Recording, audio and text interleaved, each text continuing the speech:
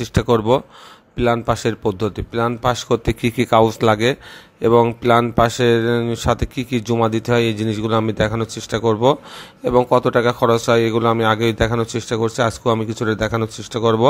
এটা আমি একটা পূর্ণাঙ্গ প্ল্যান দেখানোর চেষ্টা করব, যে প্ল্যান পাসের জন্য কি কি লাগে এবং কত টাকা খরচ হয় এগুলো আমি দেখানোর চেষ্টা করব।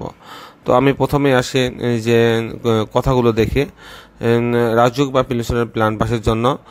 প্ল্যান পাসের জন্য ট্রেসিং পেপারের শীট তৈরি করা হয়, যার স্ট্যান্ডার্ড সাইজ 20 ইঞ্চি বাই 30 ইঞ্চি হয়ে থাকে। সঠিকভাবে পরিমাপ লেখা ও হেডিং লেখার বিষয়টি উল্লেখযোগ্য। 6-7 কপি ব্লু প্রিন্ট বা এমন প্রিন্ট করে নির্দিষ্ট ফি সহকারে জমা দিতে হয়। এইগুলোতে যে শীট তৈরি করা হয় 20 ইঞ্চি বাই 30 ইঞ্চি, এখানে যা যা থাকে সেটাগুলো হচ্ছে গ্রাউন্ড ফ্লোর প্ল্যান থাকে, অন্যান্য ফ্লোর প্ল্যান থাকে, প্রধান এলিভেশন থাকে, লেআউট প্ল্যান থাকে, সাইড প্ল্যান থাকে, বিম কলাম ফাউন্ডেশনের সেকশন থাকে, মোট কভার এরিয়া থাকে, মানে প্রিন্ট এরিয়া কত ফিট বাই কত ফিট, এটা গুণফল, মৌজা, প্লট নম্বর, খতিয়ান নম্বর, জমির পরিমাপ, মালিকের নাম ঠিকানা পরিষ্কারভাবে লিখতে হয়। হোল্ডিং মালিকের স্বাক্ষর, ডিজাইনারের স্বাক্ষর এটা থাকতে হবে।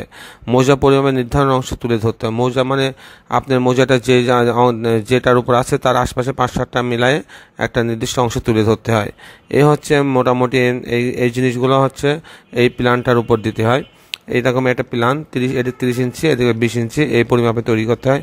এখানে যদি আপনি নিচ থেকে দেখতে থাকি তাহলে দেখেন প্রথমে হেডিং আছে, এটা প্রজেক্টের নাম দেওয়া আছে যে 5 star residential building design foundation of 5 storeyed building plan for, মানে কার বিল্ডিং তার নাম লেখা আছে। লাইলা রহমান ওয়াইফ অফ অমুক দেওয়া আছে, তার একটা দাগ নাম্বার দেওয়া আছে, দাগ নাম্বার আরএস এত, খতিয়ান এত, মৌজা নাম এত, এই যেখানে মৌজা দেওয়া আছে, ভিলেজ নাম সবগুলো এখানে দেওয়া থাকে। পরের অংশ দেখা যায় টোটাল ল্যান্ড, মানে জমিতে টোটাল ল্যান্ড কত ডিসিমেল সেটা দেওয়া থাকে।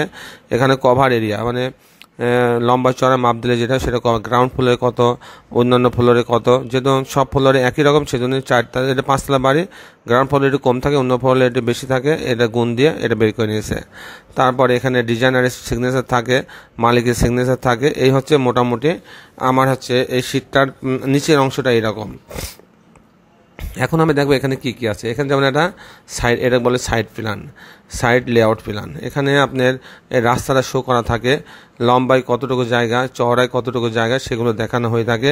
এবং এখানে আমি কতটুকু জায়গা ছেড়েছি, 5 ফিট 2 ইঞ্চি ছাড়ছি সামনে থেকে, পাশে ছাড়ছি 3 ফিট 2 ইঞ্চি, এগুলো দেখানো থাকে পরিষ্কারভাবে। এবং সেফটি ট্যাঙ্কটা কোথায় বসে সেটা দেখানো আছে, ওয়াটার ট্যাঙ্ক কোথায় বসে এটা দেখানো হয়। এরপর কি আছে দেখেন যে এটা একটা ফ্লোর প্ল্যান আছে, এটা হচ্ছে 2 ইউনিটের একটা বাড়ি, ফ্লোর প্ল্যানটা দেওয়া আছে। এখানে এটাকে 1 ইউনিটে বাড়ি করা হয়েছে, সেটা একটা প্ল্যান দেওয়া হয়েছে। এরকম আর কি প্রত্যেকটা ফ্লোর, এটা হচ্ছে গ্রাউন্ড ফ্লোর, এটা গ্যারেজ হবে সেটা অংশ দেখানো হয়েছে। এখানে কলামের সেকশনগুলো দেখানো হয়েছে, যে যেমন কলাম যদি আমি ধরি যে C4 এর সাইজ 10 ইঞ্চি বাই 21 ইঞ্চি ধরা হয়েছে, 10টা 20 মিলিমিটার, 6টা 20 মিলিমিটার, 4টা 16 মিটার রড দেওয়া হয়েছে। C3তে যদি ধরি 10 ইঞ্চি বাই 18 ইঞ্চি করা হয়েছে, 4টা 20, 4টা 16 করা হয়েছে। এভাবে বিভিন্ন কলামের মাপ দেওয়া আছে। এখানে একটা এলিভেশন দেওয়া হয়েছে, 1 2 3 4 5 তলা এলিভেশন দেওয়া হয়েছে। এখানে একটা কম্বাইন্ড ফুটিং এর সেকশন দেওয়া হয়েছে। এখানে অন্য একটা স্টেপ ফুটিং এর কলাম সেকশন দেওয়া হয়েছে। এইটা হচ্ছে সেই দাগ নাম্বারটা, আপনার মৌজা ম্যাপের পার্ট অংশ এটাকে বলা হয়। এরকম এখানে সিঁড়ির একটা সেকশন দেওয়া হয়েছে, সিঁড়ির কতটুকু কি রড আছে, কতটুকু ওয়েস্ট স্ল্যাবের ঢালাই আছে, সবগুলো দেওয়া হয়েছে এখানে। এখানে একটা আপনার দেখছেন ওয়াটার ট্যাঙ্কের একটা অংশ দেওয়া হয়েছে, এটা সেপ্টিক ট্যাঙ্কের অংশ দেওয়া হয়েছে, এটা শো কয়েল দেখানো হয়েছে। এখানে ওয়াটার ট্যাঙ্কে এটা দেওয়া হয়েছে ওয়াটার ট্যাঙ্ক, হ্যাঁ, 5 ইঞ্চি সিকনেস স্ল্যাব এরকম দেওয়া আছে সবগুলো। এই হচ্ছে মোটামুটি এখানে একটা ফাউন্ডেশন প্ল্যান দেওয়া আছে, আপনারা দেখতে পাচ্ছেন, ফুটিং প্ল্যানের ফাউন্ডেশন প্ল্যান বলা হয়। এখানে বিমের সেকশনগুলো দেওয়া আছে, গ্রেড বিমের সেকশন দেওয়া আছে, এগুলো সব বিস্তারিতভাবে দেওয়া আছে এগুলো। এখানে লং সেকশন একটা দেওয়া আছে, আপনারা দেখতে পাচ্ছেন লং সেকশন। এরকম বাড়ির প্রতিটা যা যা লাগে প্রত্যেকটা জিনিস এখানে শো করতে হবে, তাহলে এটা পূর্ণ। এখানে আপনাকে গ্রেড বিম কোনগুলো হবে, গ্রেড বিম 1 কোনটা, গ্রেড বিম 2 কোনটা, সেগুলো দেখানো হয়েছে এগুলো। এরকম বিস্তারিত প্ল্যানগুলো এখানে তুলে ধরতে হয়। তো দর্শক মণ্ডলী, এগুলো আমি আপনার মাঝে তুলে ধরা দেখানোর চেষ্টা করলাম। আশা করি এগুলো হচ্ছে এবার ফুডিং প্ল্যান শিডিউল এটা দেওয়া আছে, তো আশা করি এটা আপনাদের অনেক কাজে লাগবে এবং ভালো লাগবে।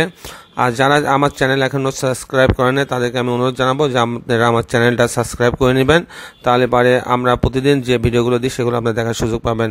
আমি তখন যেমন দেখালাম যে এখানে দেখেন যে সামনে 5 ফিট 2 ইঞ্চি ফেলা আছে, সাইডে 3 ফিট 4 ইঞ্চি ফেলা আছে।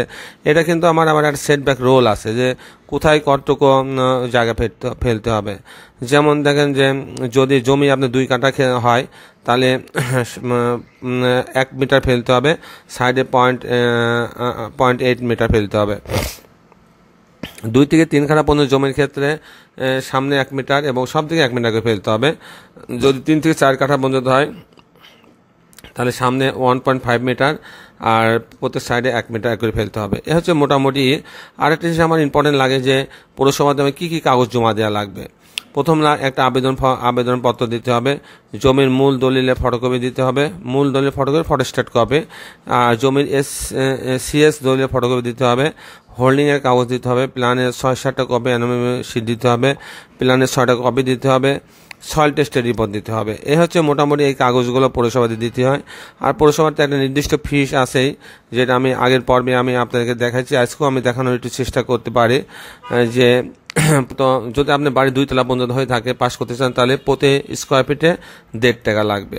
যদি আপনি 1500 স্কোয়ার ফিট হয় নিচতলায় তাহলে হচ্ছে আপনার 1500 1.5 দিয়ে গুণ দিলে যে টাকাটা আসে 2200 টাকা এটা লাগবে প্রতি তালায়। যদি এটা 2 তলা হয় তাহলে 2 দিয়ে গুণ দিলে 4400 টাকা লাগবে।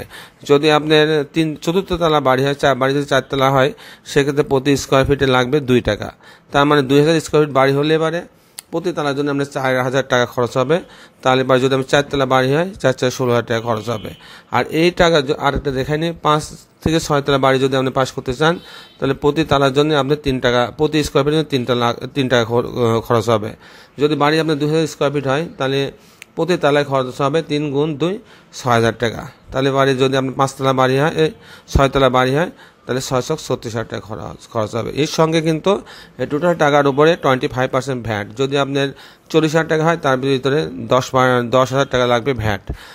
আর আপনি কোনো পৌরসভাতে আপনার কিছু শিক্ষা ফান্ড আছে, শিক্ষা ফান্ডে কিছু টাকা লাগে। এই হচ্ছে মোটামুটি খরচ।